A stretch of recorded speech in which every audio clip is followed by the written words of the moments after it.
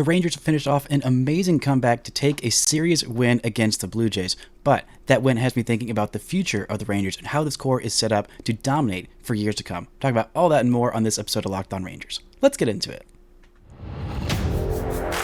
You are Locked On Rangers, your daily Texas Rangers podcast. Part of the Locked On Podcast Network, your team every day.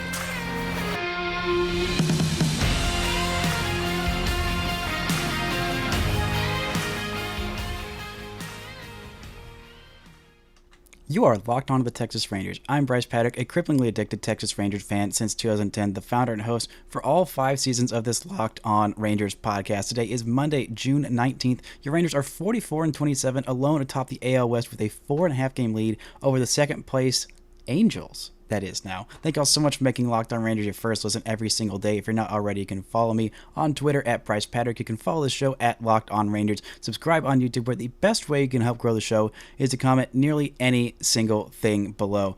Now, the Rangers had a epic comeback win on Father's Day. Happy Father's Day to all of you. Happy Juneteenth to all of you as well today. Back-to-back holidays. What a great weekend this is, an extended weekend. Hopefully you are getting the day off and getting to enjoy yourself and seeing the Rangers win in such tremendous fashion. If you were watching with your fathers or your sons or just anyone or by yourself, it was still an amazing comeback win. The Rangers were down 6-0 in the top of the third inning, came back and won it 11-7.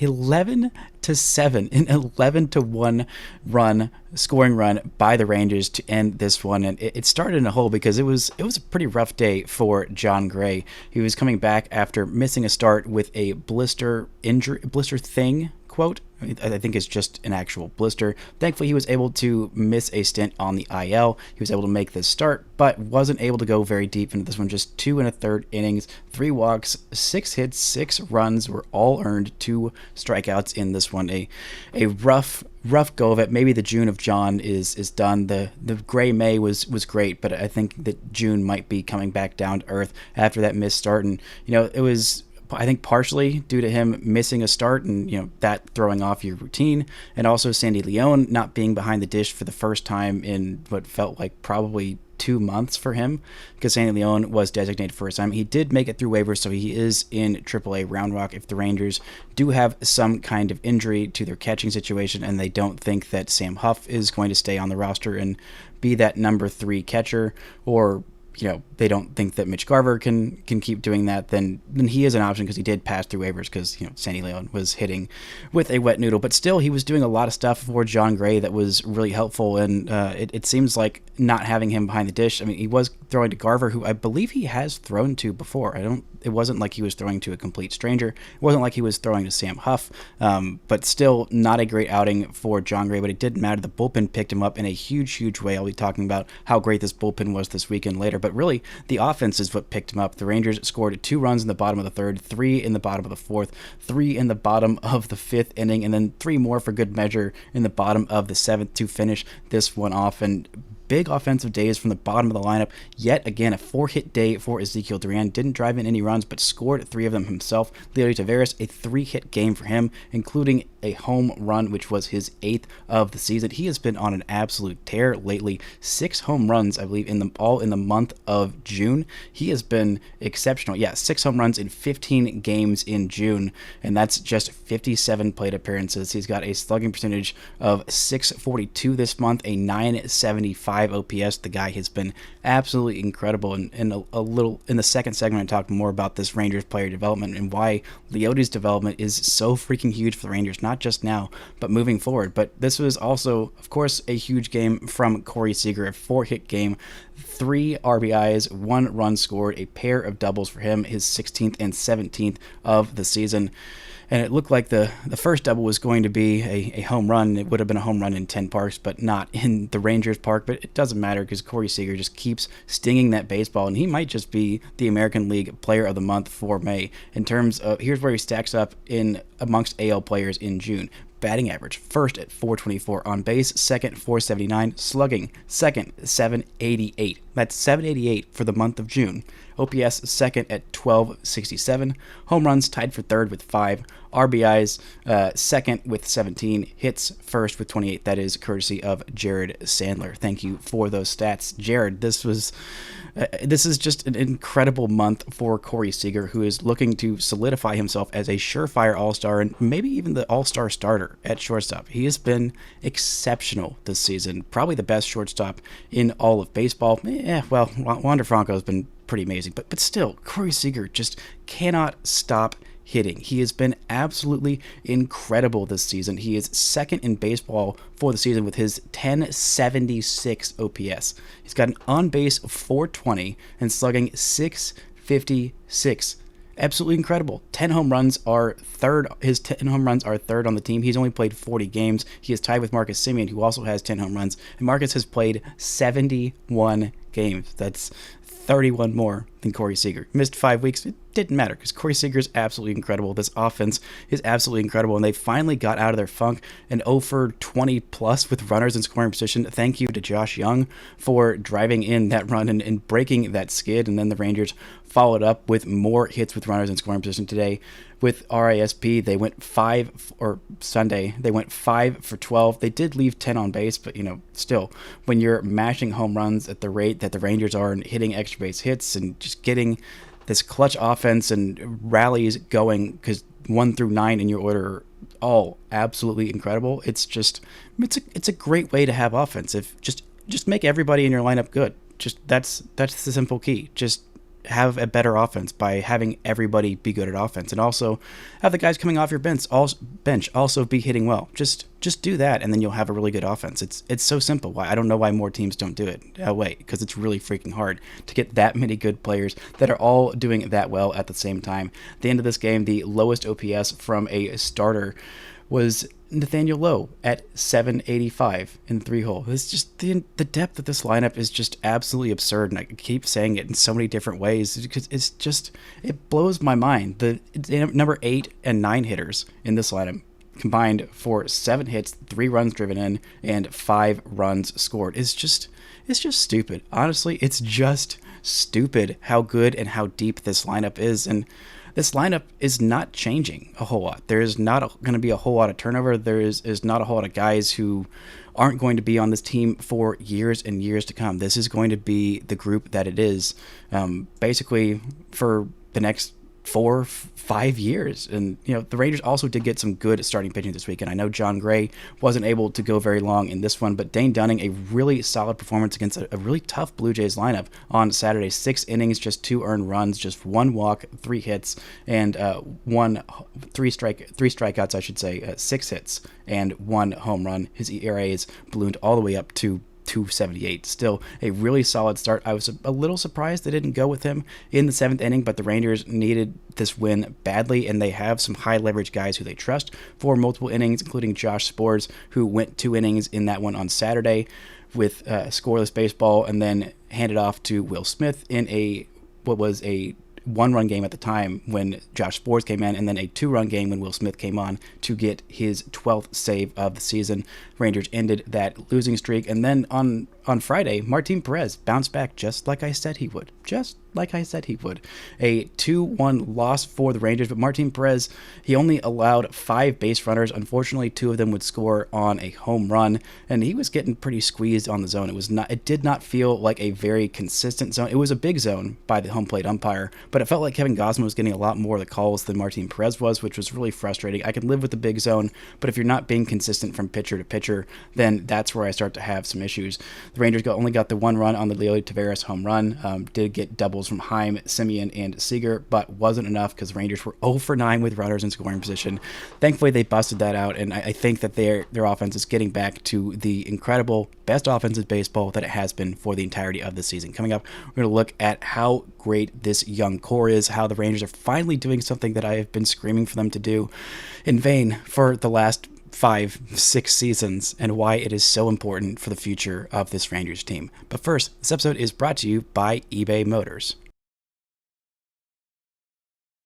For a championship team, it's all about making sure every player is a perfect fit. It's the same when it comes to your vehicle. Every part needs to fit just right, so the next time you need parts and accessories, head to eBay Motors. With eBay Guaranteed Fit, you can be sure every part you need fits right the first time around. Just add your ride to My Garage and look for the green check to know if the part will fit, or your money back. Because just like in sports, confidence is the name of the game when you shop at eBay Motors. And with over 122 million different parts to choose from, you'll be back in the game in no time. After all, it's easy to bring home a win when the right parts are guaranteed. Get the right parts, the right fit, and the right prices on ebaymotors.com. Let's ride. eBay Guaranteed Fit, only available to U.S. customers, eligible items only, exclusions apply. Shout out to the everydayers for making Locked On Rangers your first listen every single day. The Rangers take on the White Sox this week. You can catch every pitch with the hometown broadcast on SiriusXM. Just download the SXM app and search Rangers.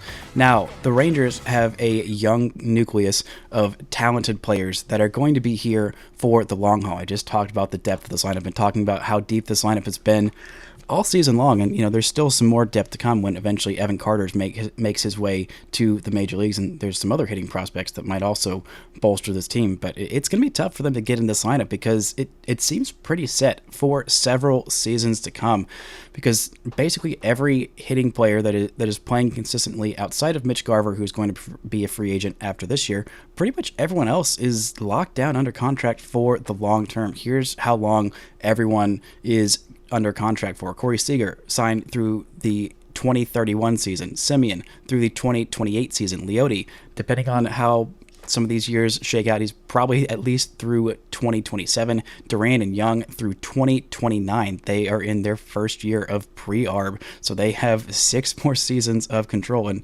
as for the kind of older guys in this lineup, Jonah Heim, Adolis Garcia, Nathaniel Lowe, all those guys are here through 2026. And same goes for Josh Sborz, Dane Dunning, and Brock Burke. So this lineup is good, and it is not changing. Even if some guys go through some slumps, this is still an incredibly deep lineup, and it is going to be the same for years and years and years to come, which is just exactly what you want. Now, you kind of wish you could say that about some of the pitching that is on the way, but one thing at a time. You can only have so many miracles, and having a lineup that is basically 9 deep for years and years and years to come, and that is not even including Evan Carter, who at some point will be in the big leagues in the next 2-3 years, unless something goes horribly wrong, which I'm not anticipating. He's a top 10 prospect in all of baseball right now, which is just so exciting to see.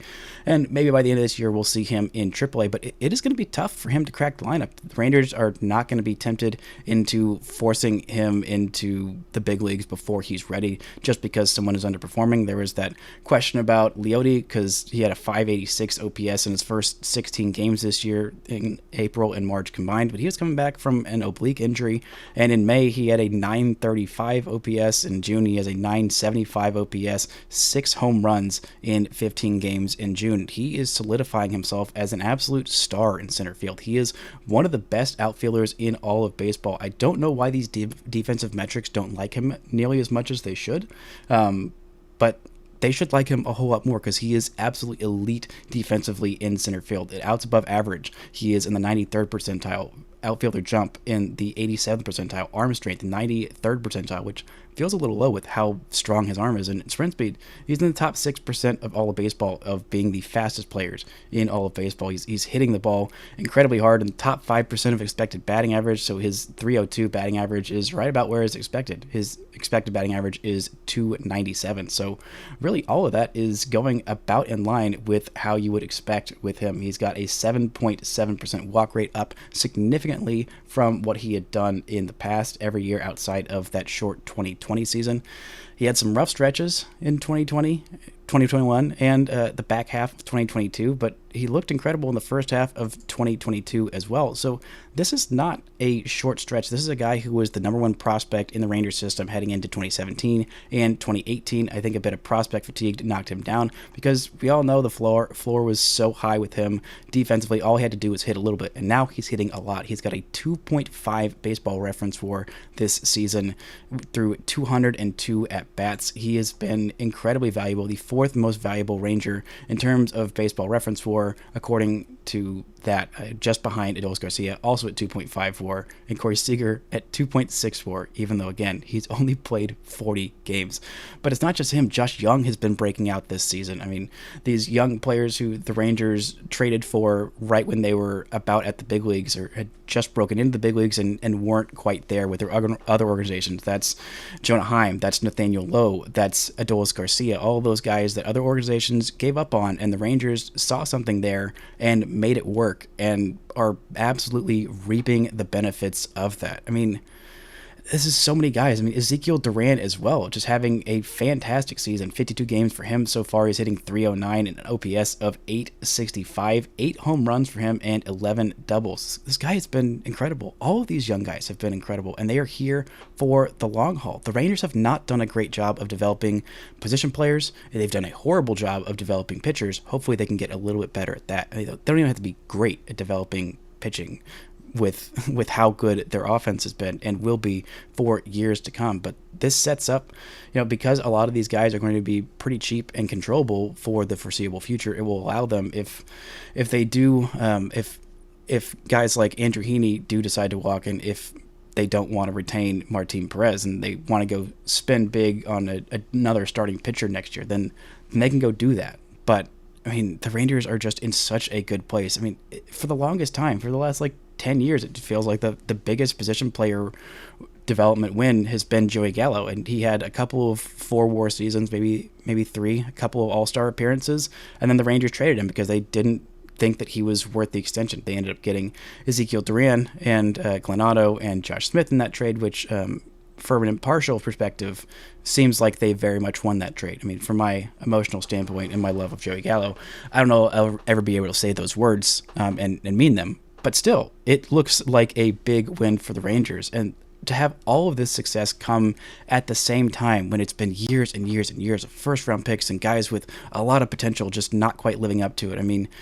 Rougned Odor had a couple of really good seasons and then kind of fell off a cliff. Elvis Andrus, who was a trade pick, he was very valuable for the Rangers. Ian Kinsler was a low draft pick who the Rangers got a lot of value out of. But, I mean, in that interim space, I mean, from the 2010 to 2012 core, there were a lot of homegrown players that hadn't succeeded elsewhere. I mean, Nelson Cruz and Josh Hamilton were kind of the Adolis Garcia and Nathaniel Lowe and Jonah Heim of that group. But outside of those guys and having high draft picks like Josh Jung being a first-round pick that is succeeding and the gotta-be odds-on favorite for AL Rookie of the Year, the runaway favorite, one might even say, in his 14 home runs. Should be 15, if not for that stupid, pesky replay review on Saturday.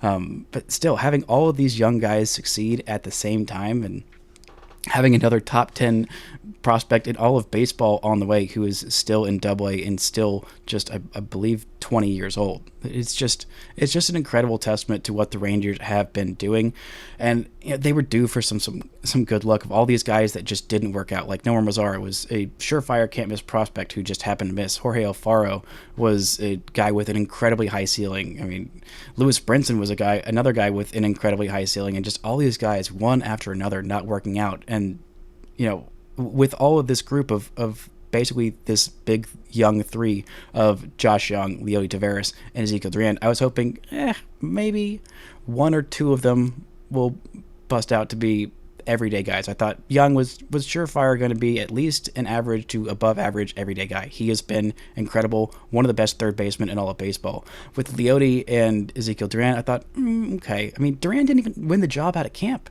He didn't even win the starting left field job over Robbie Grossman out of camp. And now he has been incredible and honestly all-star worthy. Both him and Leody are all-star worthy players. And they are young pieces that are here for years and years to come. This is something that the best teams in baseball do consistently. This is something that the Dodgers have done consistently. It's something that the Astros have done consistently. It's something that, the Yankees have done a decent job of turning out pretty consistent players. Not as much in years past, but mainly the Astros and the Dodgers have done a really good job of turning out really good position players consistently from their farm system. Other teams have done a great job doing it with pitching. That's the Brewers, that's the Guardians, that's the Rays. But turning out consistent above average major leaguers from your farm system.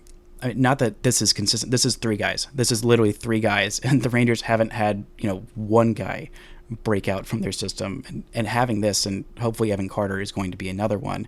But still, when you have three guys that go from maybe they're, especially these two guys in Taveras and Duran, when they go from maybe they're a contributor, maybe they're a role five, a guy who can start every day on a kind of bad team, or be a pretty consistent role player on a good team, to certified role 6, role 7 guys, borderline multi-time all-stars, making huge impacts defensively and offensively. That is the kind of thing that takes your team from directionless to perennial contender for years and years to come. That's where the Rangers are right now, and it is a large part due to the fact of guys like Leody Taveras, like Ezequiel Duran, like Nathaniel Lowe, Jonah Heim, and Adolis Garcia, all having these huge seasons and continuing to be fantastic players. Coming up, we're going to look at how good this bullpen is and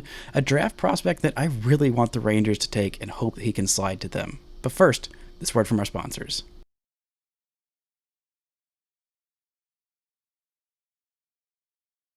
Shout out to the Everydays for making Locked On Rangers your first listen every single day. On Wednesday's show, I'll look at how this Rangers team stacks up with other teams, other playoff teams in the American League. The Rangers take on the White Sox this week and catch every pitch with the hometown broadcast on SiriusXM. Just download the SXM app and search Rangers. Now, it's looking like this Rangers bullpen is an absolute strength for this team. What was the biggest, most glaring weakness in the beginning of the season, and, well, I guess more in the month of May and in the spring training, it looked like a glaring weakness for the Rangers. It's looking like a strength. This weekend, the bullpen was absolutely incredible. On Friday, 3 perfect innings of relief, 4 strikeouts from the Rangers pen. On Saturday, 3 innings, 3 hits, 1 strikeout in a win, a close game. Bullpen came in with a 1-run game, ended with a 2-run game, and got the save. Great work from the bullpen on Saturday. And on Sunday, the bullpen was just absolutely Herculean with its efforts. 6 2/3 innings pitched, 1 earned run, 3 hits, 3 walks, 5 strikeouts, and that was large part due to John King, who I gotta take back all the trash talk that I had about John King. John King, I trust you. I trust you fully and completely. What an incredible performance from John King. 3 1/3 innings pitched, just 1 earned run on 2 walks and 2 strikeouts after coming in for John Gray, who was just in a really rough way. Grant Anderson comes in with an inning and a third of scoreless baseball. Jose Leclerc, an inning of scoreless baseball, and Joe Barlow finished it off with an inning of scoreless baseball himself. Great stuff from this Rangers bullpen. On the weekend, combined 12 2/3 innings pitched, 1 earned run, 6 hits, 3 walks, 10 strikeouts. Bruce Bochy knows how to handle a pen. We always knew that about Bruce Bochy. That was one of his biggest strengths as a manager, and one of the most difficult things to do as a manager is to take all that data and take what you know about human psychology and about the players in your bullpen, know who can go in what situations and what to say to them when they're going in those situations. Bruce Bochy has been an absolute genius with how he has run this bullpen, and it is really paying off. They have Will Smith in the closer role with 12 saves, 27 innings pitched, a 3.00 ERA, and 30 strikeouts in those 27 innings. He has been fantastic. Josh Sborz has turned into an elite late inning reliever, a 2.93 ERA for him, 27 2/3 innings pitched, and 36 strikeouts, 11.7 Ks per 9, under 3 walks per 9, 5.2 hits per 9 for him. He is becoming incredibly trustworthy. Brock Burke is trustworthy back there as a lefty for multi-innings. Jose Leclerc is a guy who, in the right situation, can get you an inning or 2 innings, or even we saw on that Sunday game against the Rays, 3 1/3 innings, I believe he went in. When Martin Perez got lit up, he's trustworthy in the right situation. John King, the probably least trustworthy, least excellent stuff in the pen, gave you those 3 1/3 innings of just 1 run against one of the best offenses in baseball in the Toronto Blue Jays. And Grant Anderson has come out of nowhere to be so incredibly valuable. 11 strikeouts for him in 12 innings, 2.25 ERA, just 3 earned runs for him, 3 walks in those 12 innings. He has been super valuable. He's been able to go deep into games. He's been able to come in high leverage situations, in 1-inning situations, and be trustworthy. And Joe Barlow is looking much, much better in his last few outings. Had a 3 strikeout inning. I believe it was on the Friday game of this series. Yeah, 3 perfect innings the Rangers were down 1 run. Martin Perez gave up a couple runs in his 6 innings of work. Barlow comes in for the 7th inning and strikes out every single batter that he faces and looks incredible against one of the best offenses in baseball. This bullpen has become a strength, and I'm a little worried about how deep these starters are going into games. Thankfully, the Rangers got 6 innings from Martin Perez and from Dane Dunning this weekend. I think each of them probably could have given another inning, but the Rangers decided to trust their pen in close games, and the pen came up big in both of those games, not allowing a single run. That was fantastic, and it kind of shows where the Rangers are. Now, last year, the Rangers got into some trouble. I think their pen was a little overblown how bad it was. It just became overused because the starters weren't able to go deep into games, and Andrew Heaney has had a problem going deep into games, and occasionally the Rangers will get blown up. Their 3 or 4 starters in Martin Perez or Dane Dunning will have occasional. Actually, I don't think Dane Dunning has had an actual blow up start this year, but Martin Perez has had a couple, and we saw John Gray have his first real blow up start of the year. But still, being able to trust this pen is a huge plus for the Rangers. Now it seems like this team is just so incredibly complete. They have, according to Baseball Reference, a 94% chance to make the postseason and a 13% chance to win the World Series. That is a huge plus for the Rangers. I think 13% might be the odds that I put on the Rangers getting this certain draft prospect with the number 4 overall pick. That prospect I'm talking about is Paul Skenes. If you don't know who Paul Skenes is, he is a right-handed pitcher for LSU who has just been absolutely incredible. He's 6'6", 235 pounds. He just chucks absolute gas, and he's got a lot of command of that gas, just basically sitting 100 miles an hour for 7+ innings. He had his College World Series debut against Tennessee on, I believe it was Friday or Saturday. I think it might have been Saturday. It was Saturday, where he went 7 2/3 innings pitched, 5 hits, 2 earned runs, 1 walk, and 12 strikeouts. It honestly looked like a big leaguer on a rehab appearance. That's how dominant he was. And Tennessee they're no slouches. They have a really good lineup, but it did not matter because Paul Skenes has been exceptional this year. On the season at LSU, he is 21 years old, by the way. He's got 114 2/3 innings under his belt, a 1.81 ERA, and 200 strikeouts. 200 strikeouts on the season. That's 15.7 per 9. Oh, and if you're worried about those walks, 1.5 walks per 9, 0.5 home runs per 9, and 5.5 hits per 9. The guy is a generational type pitching prospect. You may be thinking, well, why the heck would he follow the Rangers? Well, we know there's no such thing as a pitching prospect. Rangers fans know that because no matter what kind of pitching prospects they have drafted, there have been snafus and guffaws and fumblings of bags when it comes to developing those pitching prospects. I mean, we have seen Jack Leiter have a little bit of a comeback down to earth in the month of June after an exceptional May. I'm still a believer in Jack Leiter. I think he's still a big league starting pitcher. What caliber? I don't know. We saw Kumar Rocker have Tommy John surgery after starting off really great this year, which is incredibly frustrating. And, well, so far there's been no bugaboos with Brock Porter down in low A. Knock on wood that remains to be the case because he's got a really high ceiling as well. But we saw what the Rangers did when it comes to starting pitching at the big league level. You buy a bunch of starting pitchers because there is going to be injuries to some of them. There's just no way around it.